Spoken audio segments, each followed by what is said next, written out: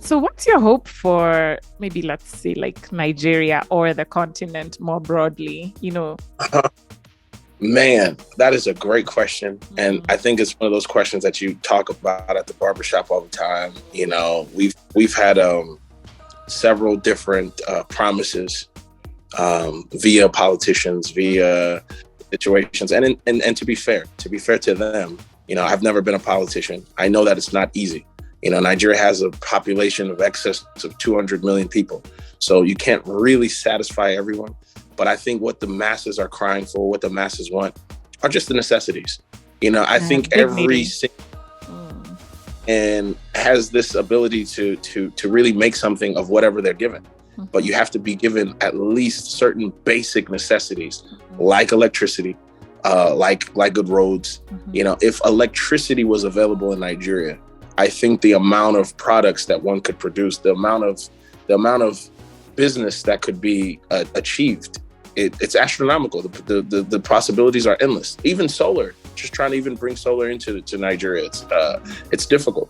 But I think that what I would like to see are people that are people oriented. First, Wow, that's deep. that we really, really lack, not just in Nigeria, I think in Africa in general, and I've had the luxury to visit several African countries. I think over 25 or 30 African countries that I've been to at a high level, what I mean, to either engage in business with direct political officials or, senior government officials. So I've been able to see it at a very large scale. And there's a lot of similarities when you go from country to country, particularly in West Africa and Central Africa as well. The mentality sometimes can be misconstrued. Like, yes, you're in position, you're in power, but you're in power for the people. You should be for the people. And sometimes I think that those lines kind of can get crossed. And then, the relationship between the people and the government isn't always harmonious. It's not always in sync. And, when elephants fight, the grass suffer. You know what I mean? So the masses are the ones that feel the effects when people start to politicize or go on campaigns on different sides of the coin. Like, oh, I'm in this party and I'm in that party. There should be one party, the human party, because a lot of people are suffering. And I mean, we can't close our eyes and be oblivious to our brothers and sisters. And I think that that's one of the things that have been missing, not just in Nigeria, but in Africa in general. I would like to see people that have the passion for people until we start to see each other as brother and sister. So when you see yourself as a president and you say that this guy selling on the road is my brother, I need to help him. Not that element will change. Roadside selling is actually a good business. And people are, especially if you're in traffic, that's an opportunity. But how is this condition at home? Is this a choice or circumstance? Should not be a child selling. A child should be in school, especially during the hours of school. Why is that child out there? You know what I mean? So those are the issues that I feel like if we can tackle as a community, as a people, that I think that Africa's future is very, very bright. You have people like Akon coming in to bring electricity, who are using their platforms, their celebrity for good. That's all great. That I think that as we see more examples, more people will follow suit. And hopefully the people like an Akon in that genre that are probably 45, 50, hopefully they attain political office sometime because they've already established themselves individually. Their own personal net worth is secured. So they're not in there with the mindset of what can I gain? They're in the mindset of search. And I think that's and I'm all for it too. Don't misunderstand me. I'm all for persons that are serving to be compensated for their service. However, not at the detriment of the masses. I think that's where we get it wrong, a lot of times. And that's that I would hope to see change in the future. If I was which I probably don't have the desire to run. I would rather just do things behind the scenes. But if I was ever in the position, that's what I would want to make sure that I try to implant and implement inside of the political culture is like, hey, we need to be people oriented first. Before you serve yourself, let's serve others. And therefore, when you serve yourself, it's not really going to be an issue because everyone has already been taken care of. Mm-hmm. Yeah.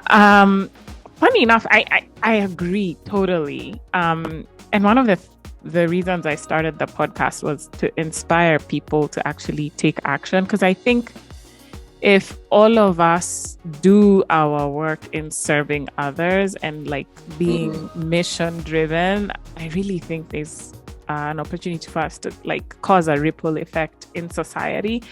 As more, like you're saying, people oriented, values driven leaders show up.